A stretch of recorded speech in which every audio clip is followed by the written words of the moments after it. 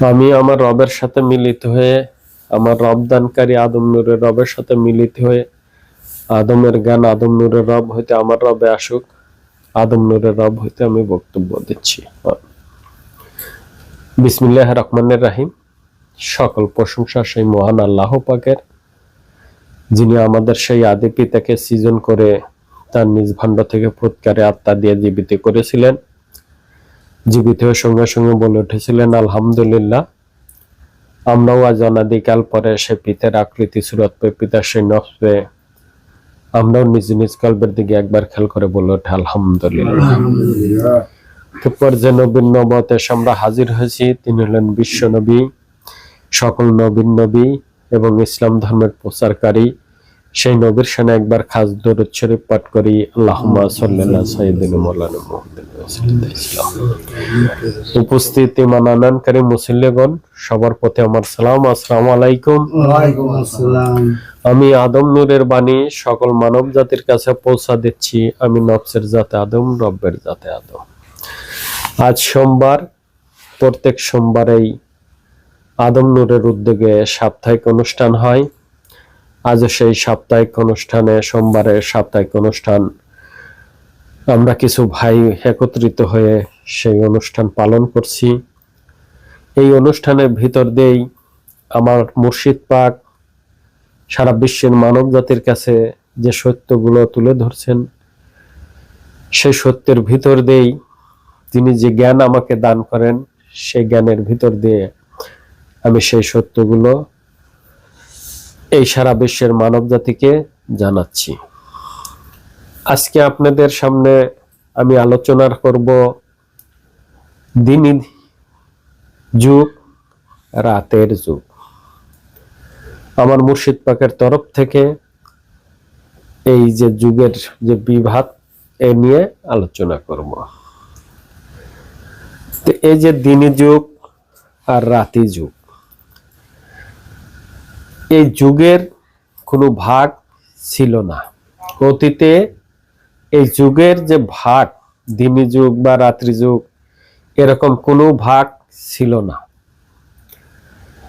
এই বিশ্বনবী হযরত মুহাম্মদ সাল্লাল্লাহু আলাইহি সাল্লাম, তিনি যে ধর্ম আনলেন, সেই ধর্মের মূল যে কিতাব, এই কিতাবের ভিতর দিয়ে, এই ধর্মের ভিতর দিয়ে যখন এই যুগকে দিনই যুগ বলা হলো, দিনই ধর্ম বলা হলো, ঠিক তখনই সেই অতীতের যুগকে রাতের যুগে পরিণত হয়ে গেল। যখন এই যুগ দিনই যুগে বলা হলো, তাহলে অতীতের যুগ রাতি যুগ এমনি এসে যায় নাকি? না, অতীতে কোনো যে ওই যুগের রাতি যুগ এরকম কোনো কিছু বলা আছে? অতীতের কোন নবী রাসূলরা এসে কি বলছে যে এটা রাতি যুগ? তাও বলে নাই। তাহলে অতীতের যুগ যে রাতি যুগ, এটা তারাও বুঝতে পারে নাই, তারা জানতেও পারে নাই, বুঝতেও পারে নাই। আর বিশ্বনবী যে ধর্ম আনলেন, তিনিও তো সেই রাতের যুগের ভিতরে মানুষ, কিন্তু ধর্ম আনলেন দিনই যুগের, তাই নাকি? ধর্ম আনলেন দিনই যুগের। আচ্ছা, এখানে আমি যদি একটা কথা বলি, আমার মামুন ভাইয়ের একটা ভিডিও দেখলাম, তিনি বলতেছেন যে রাতের যুগের হুকুমত দিনই যুগে চলে না। রাতের যুগের হুকুমত দিনই যুগে চলে না। আসলে ঠিকই বলেছেন। তারপরেও আমি বলবো যে আচ্ছা, যদি তাই হয়, রাতের যুগের হুকুমত দিনের যুগে চলে না, বিশ্বনবী যে ধর্মটা আনলেন দিনই ধর্ম, এই দিনই ধর্মের মূল কিতাব আল কোরআন নাকি? আল কোরআন না? এই ধর্মটা আনছেন কে? হযরত মুহাম্মদ সাল্লাল্লাহু আলাইহি সাল্লাম, আমাদের প্রাণপ্রিয় নবী। তিনি কি দিনই যুগের মালিক না রাতের যুগের মালিক? আমি মামুন ভাইকে বলবো যে ইনি কি দিনের যুগের মালিক না রাতের যুগের মালিক? তিনি কি দিনের যুগের ধর্ম আনলেন, ঠিক আছে, কিন্তু ওনার যে ধর্ম, ওনার যে এই কথা, ওনার যে বাণী, এগুলো কি রাতের যুগের নাকি দিনী যুগের? কোনটা হবে? উনি তো কোরআন এনেছেন নাকি? বিশ্বনবী তো কোরআন এনেছেন, না অন্য কেউ এনেছে? তাহলে কোরআন কি সেই দিনী যুগের হুকুমত নাকি রাতের যুগের হুকুমত? কোনটা হবে?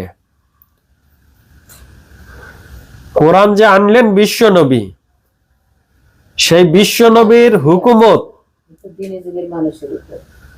দিনী, সেই বিশ্বনবী যে কোরআন আনলেন, তিনি কি দিনী যুগের হুকুমতের ভিতর দিয়ে যে দিনী যুগের মালিক হয়ে আনলেন, না রাতের যুগের মালিক হয়ে আনলেন? কোনটা হলো? তাহলে কোরআন যদি তার বাণী হয়, তিনি এনে থাকেন, তাহলে ওটাও তো রাতের যুগের হুকুমতি হয়, না দিনী যুগের হুকুমত হয়? কোনটা হয়? রাতের যুগের হুকুমত দিনী যুগের মানুষের জন্য আনা হয়েছে নাকি?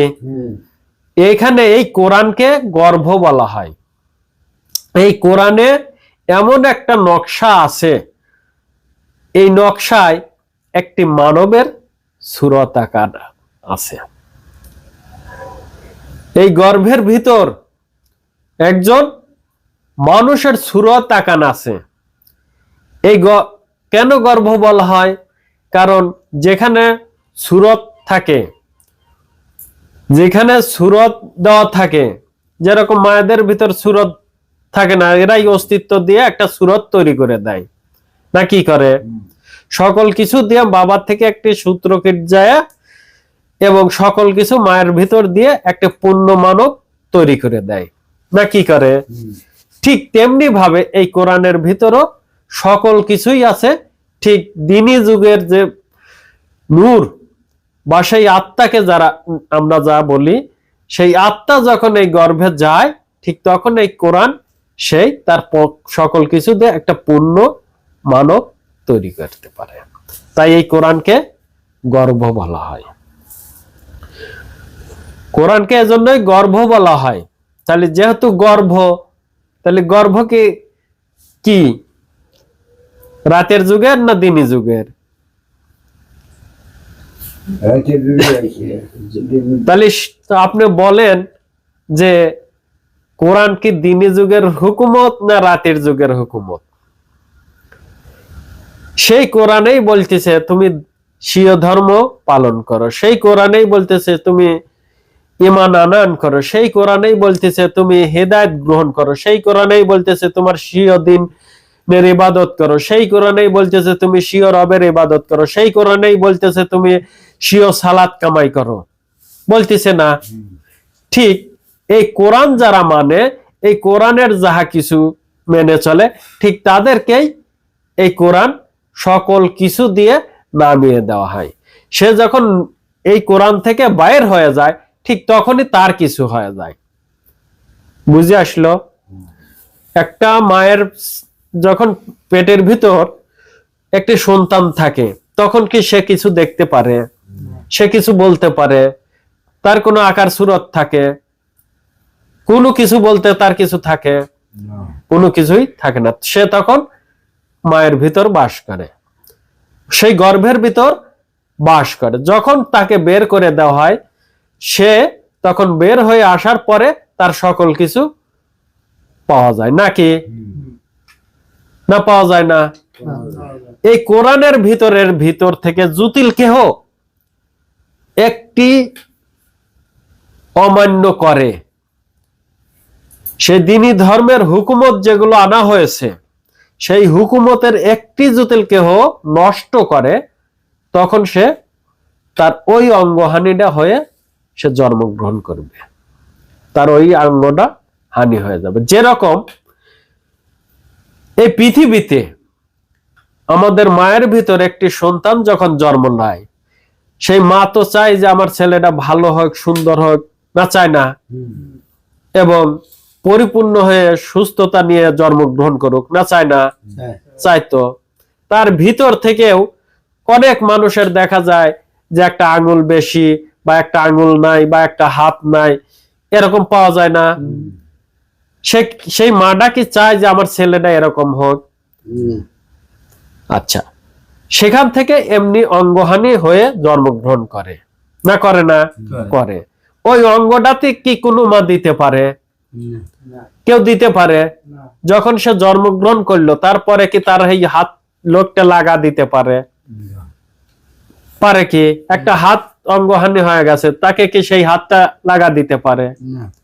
পারে না। ঠিক তেমনি ভাবে এই কোরআনের সেই হুকুমত জুতিল কেহ একটা অমান্য করে, ঠিক তাহারও সেই অঙ্গহানি হয়ে সে জন্মগ্রহণ করবে, তাকে সেই পূর্ণতায় কেহ এনে দিতে পারবে না। বুঝে আসলো? কেহ সেই পূর্ণতা দিয়ে দিতে পারবে না। তাহলে আপনি এখন বলবেন যে এই রাতের যুগের হুকুমত দিনের যুগে কেন আনা হলো, নাকি সেই রাতের যুগের হুকুমত বিশ্ব নবীর আনা আল কোরআনের সেই বাণী কেন দিনী ধর্মের মূল কিতাব হলো? কেন মূল কিতাব হলো? নাকি? আচ্ছা, যেহেতু আপনি সেই দিনী যুগের মালিকের কাছ থেকে, সেই আদম নূরের কাছ থেকে হেদায়েত গ্রহণ করেছেন, তাহলে আপনি সেই দিনী যুগের মালিকের হুকুমত মেনে চলেন, নাকি? মেনে চলেন তো। তিনি রাতের যুগের হুকুমত মানে না, দিনী যুগের যে প্রতিনিধি, আল্লাহর তরফের প্রতিনিধি সেই আদম নূরি বা ওনারা যেটাই বলুক, যে মুর্শিদ আমির আলী, আদম নূর, যেটাই বলুক, ওনা তো তার কথা মেনে চলেন, নাকি? আচ্ছা, ওনা সেই মুর্শিদ পাক সকলকে, এই পোতাজিয়ার এবং যারা আশেপাশে আছে সকলকে কি বলেন নাই যে তোমরা এই মসজিদে এসে সালাত আদায় করবে? বলছে তো। তাহলে কেউ যদি সেই হুকুমতটা না মানে, তাহলে কি দিনী যুগের হুকুমত মান্য করা হলো না অমান্য করা হলো? হ্যাঁ? আচ্ছা, সেই মুর্শিদের হুকুম ছিল পোতাজিয়ার সকল মানুষ সেই সাপ্তাহিক অনুষ্ঠানে এসে মাহফিল করবে। সেই হুকুমটাকে তোমরা মান্য করো না অমান্য করো? তাহলে কি এটাকে সেই দিনী যুগের হুকুমত মান্য করা হলো না অমান্য করা হলো? সেই মুর্শিদ পাকের যে মাহফিল, পূর্ণিমার মাহফিল, তিনি তো ঘোষণা করছেন সেখানে সকল মানুষ সেই মাহফিলে দাওয়াত দেওয়া হয়, সেখানে আসে। তোমাদেরকেও তো বলা হয়েছিল তোমরা এখানে আসবে, মাহফিল করবে। সেই হুকুমটা যদি না মানো, তাহলে কি সেই দিনী যুগের তুমি হুকুমত মান্য করো না অমান্য করো? তাহলে এগুলো কি মান্য করা হচ্ছে? সেই দিনী যুগের প্রতিনিধির কথা মান্য করা হচ্ছে না অমান্য করা হচ্ছে? তাহলে এমনি ভাবে আমি আরো অনেক কিছু দেখা দিতে পারি। সেই মুর্শিদ পাখি তো আমাকে দায়িত্ব দিয়েছে, তাকে কি তোমরা মান্য করো না অমান্য করো? কি করো? সেটা কি করো? তাহলে সেই তুমি দিনী যুগের হুকুমত মানো না, রাতের যুগের হুকুমত মানো না, তুমি নিজের কোনো হুকুমতই মানো না, না মান্য করো? মান্য করো কি করো না? তো এমনি ভাবে সকল জায়গায় আমি তোমাদের হিংসা করে বলছি না, তোমাদের গীবত করেও বলছি না। তুমি যে কথাটা বলছো আমি সেইটার শুধু উত্তর দিয়ে যাচ্ছি। এখন তোমার নাম ধরে বললাম, তুমি বলছো দেখেই আমি নাম ধরে বললাম, আগে নাম ধরে বলিনি। তুমি আমার একটা ভিডিওতে নাম ধরে বলছো, তাই এখন নাম ধরে বলছি। দিন এবং রাতের সকল কিছু নিয়ে এই মানুষকে পূর্ণ মানব করা হয়েছে। এ যুগের মানুষকে পূর্ণ করা হয় নাই। পূর্ণ বলা হয়েছে তো, আশরাফুল মাখলুকাত বলা হয়েছে তো, না বলা হয় নাই? তাহলে কি নিয়ে পূর্ণ হলো? এই মানুষকে আশরাফুল মাখলুকাত কি নিয়ে করা হলো? কি নিয়ে আশরাফুল মাখলুকাত এই মানুষ? তাহলে অতীতের যুগের মানুষ কি আশরাফুল মাখলুকাত ছিল না? পূর্ণ ছিল না? তাহলে ওই যুগের মানুষ যদি পূর্ণ না থাকে, আশরাফুল মাখলুকাত ওই যুগের না হয়, মানুষ না হয়, তাহলে এই যুগের মানুষকে কেন বলা হলো?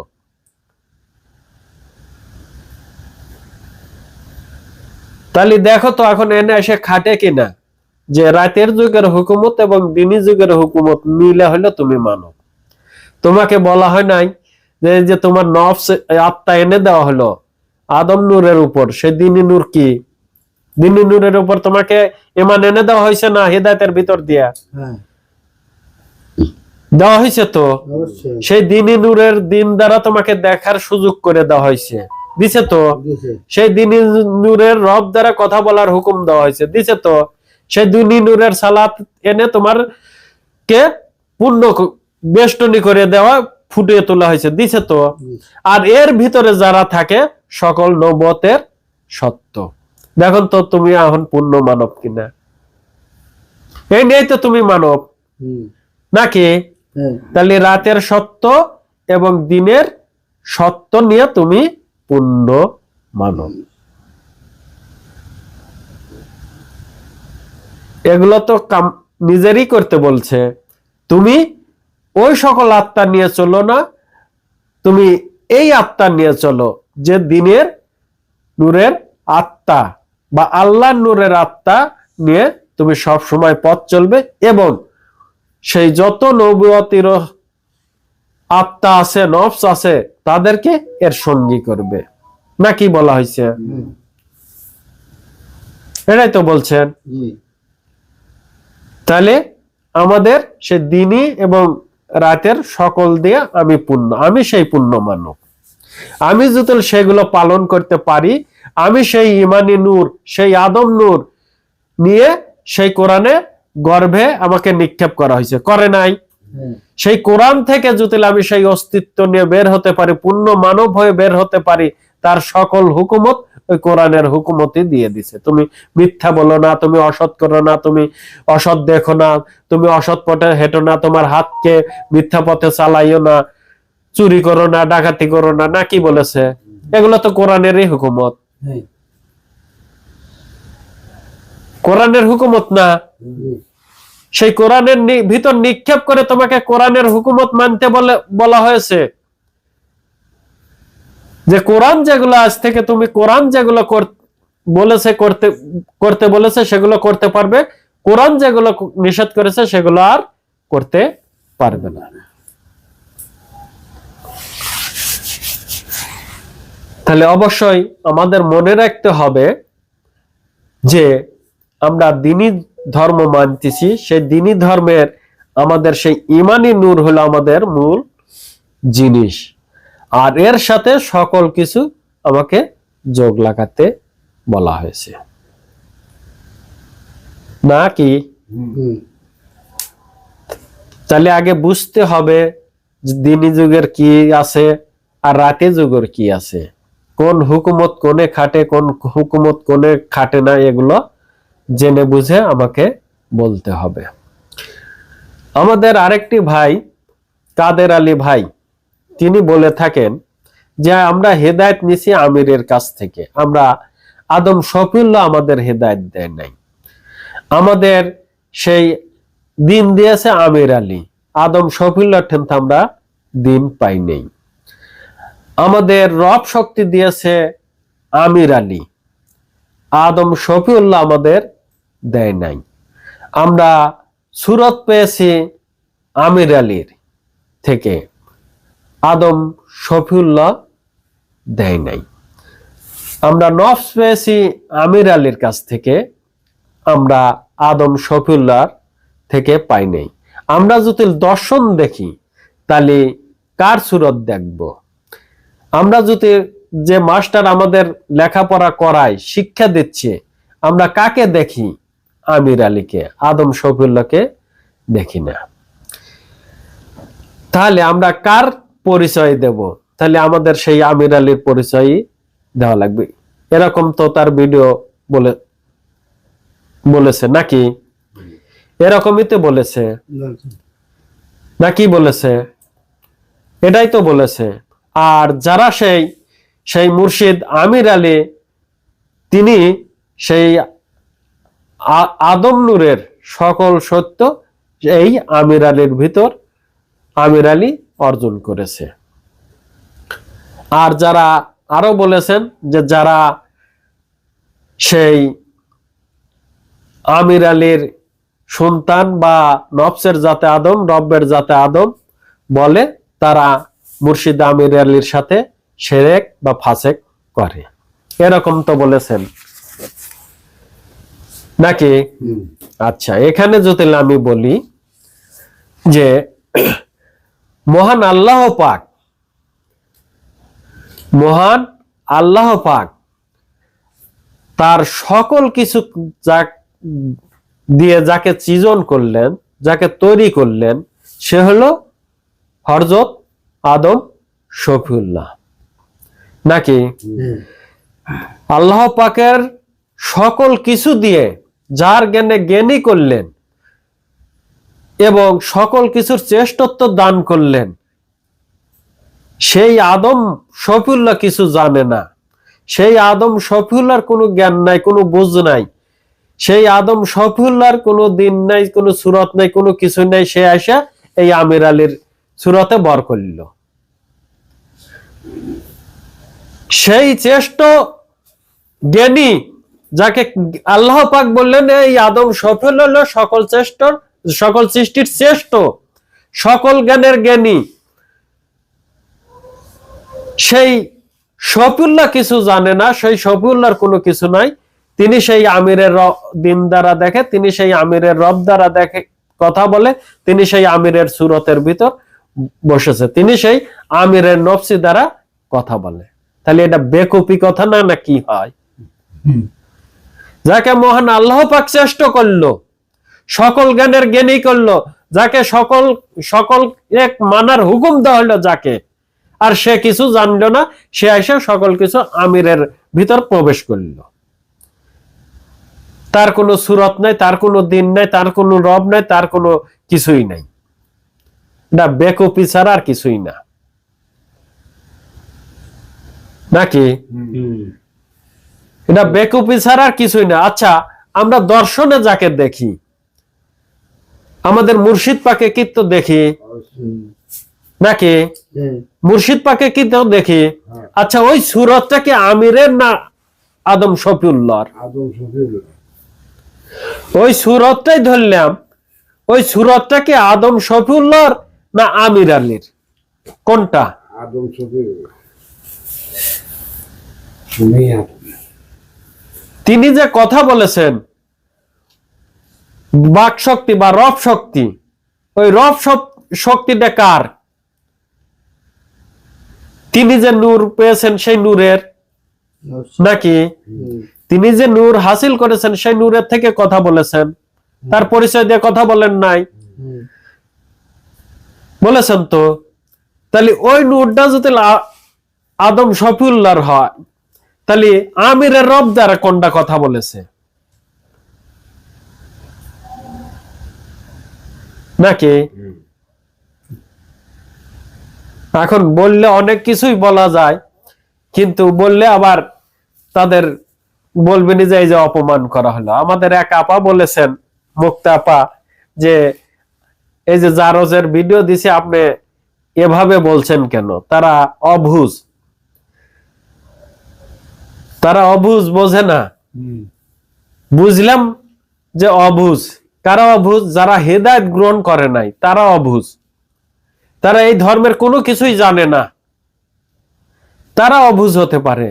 তুমি তো বুঝ জ্ঞান নিয়ে তৈরি হয়ে এখানে এসেছো, হেদায়েত গ্রহণ করেছো, তোমাকে কি বোঝানো হয় নাই? হেদায়েতের ভিতর দিয়ে সকল কিছু বোঝানোর পরেও বলে নাই যে তোমার এর ভিতরে কোনো জিজ্ঞেস করার আছে কিনা? তুমি কি এখন বলো, বোঝো নাই যে আমাকে কি দিল কি না দিল, বুঝ তৈরি করে দেয় নাই? তাহলে অবুঝ হলে কেমন করে? তুমি জানো না যে আমি যদি এইটা ছেড়ে দেই তাহলে আমি জাহান্নামে চলে যাব? এটা কি বুঝ তৈরি করে দেয় নাই? তুমি চুরি করো না, তুমি চুরি করলে তোমার হাত কাটা যাবে, এ বুঝটা কি তৈরি করে দেয় নাই? তুমি মিথ্যা বলো না, মিথ্যা বললে তোমার জিহ্বা কেটে দেওয়া হবে, এ বুঝটা কি তৈরি করে দেয় নাই? তোমার রব শক্তি কেড়ে নেওয়া হবে, এ বুঝটা কি তৈরি করে দেয় নাই? তুমি বোঝো না। তুমি খারাপ পথে হেঁটো না, তোমার পাও কেটে নেওয়া হবে, এ বুঝটা কি তৈরি করে দেয় নাই মুর্শিদ পাক? দিয়েছেন তো। তাহলে বুঝ থাকলো না কেমন করে? যারা হেদায়েত গ্রহণ করে নাই তারা নাই বুঝলাম যে এই কোরআনের এগুলো বুঝতে পারে না, এই আদম নূরের এই সত্যগুলো বুঝতে পারে না।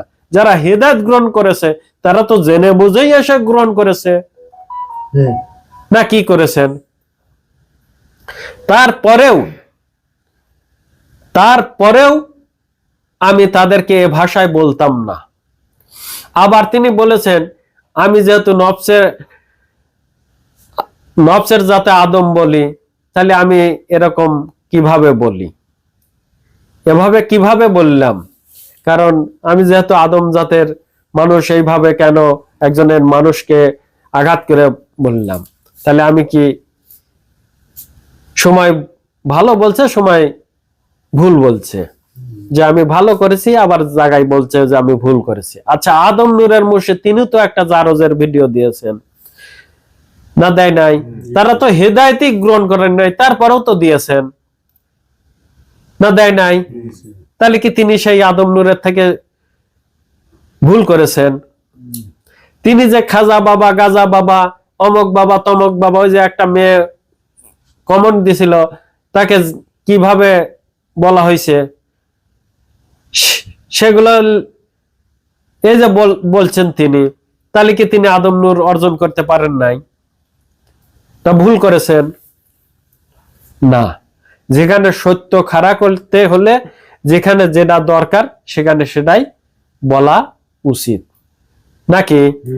এবং আমার মুর্শিদ পাকও তাই করেছেন, তাহলে অবশ্যই আমাকেও সেটাই করতে হবে। তারপরেও আমি এইরকম ভাষায় বলতাম না। আমাকে বলতেছেন আপনি নফসের জাতে আদম, রব্বের জাতে আদম, এটা বলেন কেন? এটা কিভাবে হলেন? এটা পরিচয় দেন, এটা বললে ফাসেক করা হয় আদম নূরের সাথে, যা তা বলছে। আমি কিছুই বলি নেই, কারণ সেটা আমার পারিবারিক জিনিস, আমার ব্যাপার, সেটা ছিল আমার ব্যাপার। আর তিনি যখন সেই মুর্শিদ পাককে নিয়ে কথা বলেছেন, সেই মুর্শিদ পাককে কটূক্তি ভাষায় কথা বলেছেন, তখন তো আর আমি তাকে ছেড়ে দিতে পারি না। তিনি যখন বলেছেন যে যারা সেই আদম নূরের গান গায়, আদম নূরের নামে ভিডিও ছাড়ে, তারা মুর্শিদ আমিরের সাথে শিরক করে, তাহলে এটা কি মুর্শিদ পাকে ছোট করা হয়েছে কি না? কারণ তিনি তো আদম নূরের দাবিদার, তিনি তো আদম নূরের গান গেয়েছেন, তিনি তো আদম নূরের নামে ভিডিও ছেড়েছেন, নাকি? তাহলে তিনি কি ছোট করেছেন না বড় করেছেন? যখন আমি দেখেছি যে তিনি এই রকম ভিডিও দিচ্ছেন আমার মুর্শিদ পাককে কটূক্তি ভাষায়, খারাপ ভাষায়, ঠিক তখনই আমি তাকে এরকম ভাষায় জবাব দিয়েছি, এরকম ভাষায় জবাব দিয়েছি। আপনি ভিডিওটা তাদের ভালো করে দেখেন যে আমি সত্য বললাম কি মিথ্যা বললাম। এবং অনেক জায়গায় আমার গত ভিডিওতে কেটে কেটে মুর্শিদের সাথে লাগিয়ে দিয়েছি। তিনি বলছেন যে আমি আদম নূর কথা বলছি, তিনি বলেছেন যে আমি আদম নূরই তোমাদের হেদায়েত দিছি। তিনি কাদের সাহেব বলেছেন যে আমরা আদম নূর আমিরের কাছ থেকে হেদায়েত গ্রহণ করেছি। তাহলে মুর্শিদ পাকের সাথে তিনি কিভাবে মিথ্যাচারিতা করতেছেন?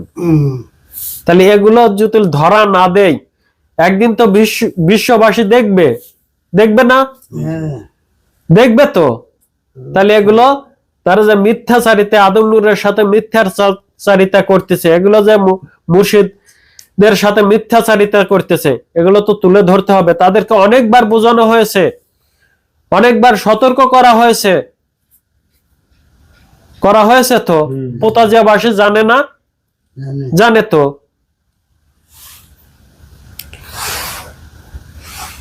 তাহলে তার সেই ভিডিওর যেটুক বলতেছিলাম সেটুকে আবার ফিরে যাই। আচ্ছা, আমরা লেখাপড়া করি না? ধরেন 1 ক্লাসে যখন ভর্তি হই, ওই ক্লাসের একটা মাস্টার থাকে, ধরেন যে তার নাম রাজ্জাক, সেই মাস্টারের শিক্ষকের নাম হলো রাজ্জাক। আচ্ছা, আমি সরেয়ার বই নিয়ে পড়তে গেলাম, আমাকে কি শিখায়? সরেও সরেয়া, প্রথম তো এটাই শিখায় নাকি? আচ্ছা, কে পড়াইতেছে? রাজ্জাক পড়াইতেছে। তাহলে ওই অক্ষরটা কি এখন ওই রাজ্জাকের সুরতই হবে নাকি ওই অক্ষরের যে সুরত সেটা হবে? আমি কোনটা ধরবো? আমি যদি এখন ওই জায়গা পড়তে যাই, ওই সরেয়াটা কি রাজ্জাকের সুরত দেখবো নাকি সরেয়ার সুরতই দেখবো? কোনটা হবে? ওই অক্ষরটাকে আমি কি রাজ্জাক কব? যে এই বইয়ের যত অক্ষর আছে ব্যাবাকি রাজ্জাক, কারণ রাজ্জাকই তো পড়াইছে, রাজ্জাকই তো আমরা দেখব। তার কথা মতো এটাই আসে নাকি? না কি আসে? সে হলো শিক্ষক। মুর্শিদ মানে শিক্ষক, পথ প্রদর্শক। তিনি আমাদের শিক্ষক, সম্মানী ব্যক্তি। তিনি আমাদের ধরতে দিয়েছেন কি? আদম নূর। আমাদের ভিতরে যে আদম নূর বাস করে, সেই নূরকে আমাদের ধরতে দিয়েছেন, সেই নূরের দ্বারা দেখার সুযোগ করে দিয়েছেন, সেই নূরের দ্বারা আমাদের কথা বলার সুযোগ করে দিয়েছেন, যাতে আমরা সেই নূরের দ্বারা কথা বলি, ভালো বলি, সত্য বলি, মিথ্যা না বলি। সেই নূরের যে সুরত, সেই সুরত কামাই করতে বলেছেন নাকি? কে বলেছেন? মুর্শিদ আমির আলী আত্মসত্তায় বিলায়েতি। তিনি কি পড়া দিয়েছেন কি? আদম নূর ধরার পড়াশোনা দিয়েছেন, আদম নূরের দিন দ্বারা দেখার পড়াশোনা দিয়েছেন, আদম নূরের রব দ্বারা কথা বলার পড়াশোনা দিয়েছেন, আদম নূরের সালাত যাতে কায়েম করতে পারি তার পড়াশোনা দিয়েছেন। না কি দিয়েছেন? কি দিয়েছেন? দিয়েছেন কেডা? মুর্শিদ আমির আলী আত্মসত্তায় বিলায়েতে আদম নূরি। আর আমার লেখাপড়া কি? আমি যাতে আমার সেই দিনকে চিনতে পারি, জানতে পারি, আমি যাতে আমার সেই ইমানি নূরকে জানতে পারি, চিনতে পারি, আমি যাতে আমার রব শক্তিকে জানতে পারি, চিনতে পারি, আমি যাতে আমার সালাতকে জানতে পারি, চিনতে পারি, আমার সালাতের ভিতর কারা নিয়ে আমি পূর্ণ মানব সেগুলোকে জানতে পারি, বুঝতে পারি, এগুলোই তো আমার পড়াশোনা নাকি? না কি বলা হয়েছে? মুর্শিদ পাক কি বলেছেন? এগুলোই তো বলেছেন না কি বলেছেন? তাহলে এমনি ভাবে যারাও আমাদের সেই আদম নূরের সেই মাহফিলে আসতো, তাদেরকেও ঠিক এমনি ভাবে ভ্রান্ত বুঝ তৈরি করে দিয়ে তারাও সেই বিপাকে চলে যাচ্ছে।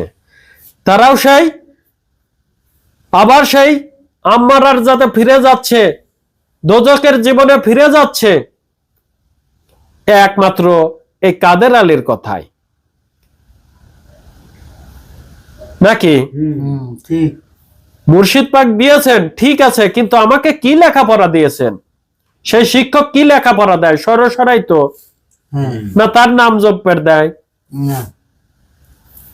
তাহলে আমার লেখাপড়া হলো আমি যাতে সেই শিক্ষায় শিক্ষিত হই, আমি যাতে আমার দিনকে চিনতে পারি, আমি যাতে আমার রব শক্তিকে জানতে পারি, আমি যাতে আমার সেই ইমানি নূরকে জানতে চিনতে পারি, আমার সেই সুরতকে, সালাতকে জানতে চিনতে পারি, আমার সালাতের ভিতর কারা আছে তাদেরকে জানতে চিনতে পারি। এটাই তো আমাদের লেখাপড়া নাকি? তাহলে অবশ্যই আপনারা জ্ঞানে বুঝে আসেন। আমি হিংসা করে না, তার সেই কথাবার্তায় সকল মানুষ বিপাকে পড়ে যাচ্ছে, সকল হেদায়েতিরা বিপাকে পড়ে যাচ্ছে। আপনারা সতর্ক হন। আমি সতর্ক করার জন্য আপনাদের এই জিনিসগুলো তুলে ধরলাম। তারা যা খুশি তাই করুক, আমার কোনো যায় আসে না। না আমার কোনো যায় আসে? আদম নূরের কোনো যায় আসে? আল্লাহর কোনো যায় আসে? কোনো মানুষটাই সে এই হেদায়েত গ্রহণ করলো না, তাতে আমার কোনো যায় আসবে না, আদম নূরের কোনো যায় আসবে না, আল্লাহর কোনো যায় আসবে? কারোই কোনো যায় আসবে না। আবার সকল মানুষও যদি এই হেদায়েত গ্রহণ করে তাতে কারো কিছু যায় আসবে? আল্লাহর কোনো সমস্যা হবে, আদম নূরের কোনো সমস্যা হবে, আমার কোনো সমস্যা হবে? কোনো সমস্যাই হবে না। আমাদের উচিত সত্যটা জানে চিনে সত্যটা প্রকাশ করা, যাতে সকল মানুষ সেই সত্য জানা চেনার ভিতর দিয়ে সেই হেদায়েত, আল্লাহর তরফের হেদায়েত গ্রহণ করতে পারে, আদম জাতের যাতে ভর্তি হতে পারে, তার জীবনের ধর্ম মানার ভিতর দিয়ে সে যাতে নিজেকে রক্ষা করতে পারে, নাকি? তাহলে অবশ্যই আমরা যাতে আমাদের সেই জীবনকে পবিত্র করি, ভালো করি এবং আমাদের সেই লেখাপড়া তৈরি করি, নিজেকে সেই লেখাপড়ায় তৈরি করি, শিক্ষিত হই কিসের উপর? মানবের উপর। মানবের উপর আমাদের লেখাপড়া হলো, মানবের উপর না কিসের উপর? মানব অস্তিত্বের উপর। আমার অস্তিত্বের ভিতর কি কি আছে সকল কিছুকে আমার জানা আছে, নাই হলো আমার লেখাপড়া। তাহলে অবশ্যই আমরা আমাদের সেই লেখাপড়া সঠিক করি, সত্য করি,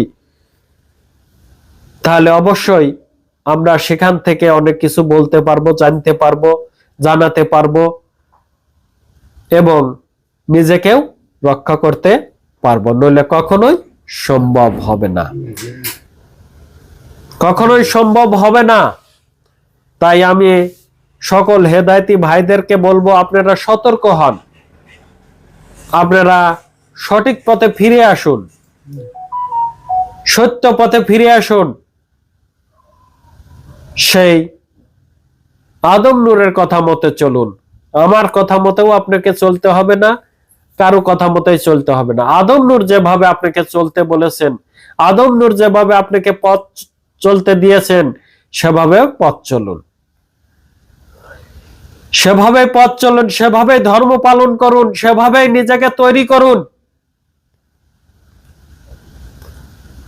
তো যাই হোক, আমরা যাতে আমাদের সেই পবিত্র জীবনে কায়েমি হতে পারি, আমরা যাতে আমার সেই মানব জীবনকে পড়াশোনার ভিতর দিয়ে সকল কিছুকে জানতে চিনতে পারি, আমি যাতে আমার সেই জানা চেনার ভিতর দিয়ে, পড়াশোনার ভিতর দিয়ে আমি আমাকে রক্ষা করতে পারি, আমি যাতে আমার সেই রক্ষার ভিতর দিয়ে যাতে সেই তহাকন্যা হরজতার জীবন আর আমিরে আদম নূরের মহরত হয়ে যাতে জীবন লাভ করতে পারি।